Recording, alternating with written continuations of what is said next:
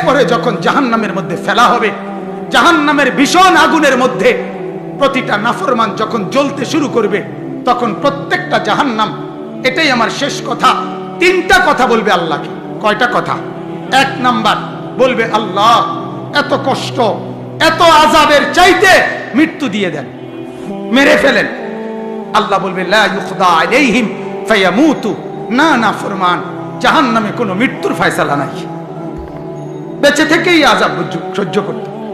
দুই নাম্বার, প্রতিটা নাফরমান বলবে, আল্লাহ তাইলে দ্বিতীয় প্রস্তাব হলো আপনার কাছে, জাহান্নামের আযাব একটু হালকা করে দেন, একটু 1 ঘন্টা বাদ দিতে কোন, মাসে একদিন কদ্দুর ছাড় দেন, সপ্তাহে একটা দিন ছাড় দেন, 24 ঘন্টার মধ্যে 10টা মিনিট একটু বিশ্রাম করতে দেন মাওলা, একটু ছাড় দেন না কমপক্ষে।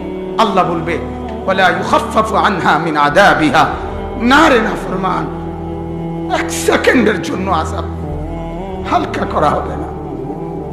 না বন্ধু, দুনিয়াতে কেউ আগুন জ্বললে প্রথম যদি এদিক দিয়ে আগুন লাগে, ওই পর্যন্ত আইসা জ্বলতে জ্বলতে হইতে পারে সে মরে গেছে, মানে রুহু চলে গেছে। এরপরে যদি তার পুরা বডি আগুনে পুড়ে জ্বলে একেবারে পাউডারও হয়ে যায়, কয়লাও হয়ে যায়, তার আর কোনো অসুবিধা নাই। প্রথমে কদ্দুরের বেলায় শুধু লাফাইছিল, যখন মরে গেছে এবার জ্বলে ছাই হইছে, কোনো টের পাইছে না। কিন্তু আল্লাহ বলে, আল্লাতী তাত্তালিউ আলাল আফইদা, জাহান্নামের আগুনে একই মুহূর্তে পুরা শরীর এবং ভেতরের কলিজা সুদ্ধা জ্বলতে থাকবে, কিন্তু 1 সেকেন্ডের জন্য মৃত্যু হবে না।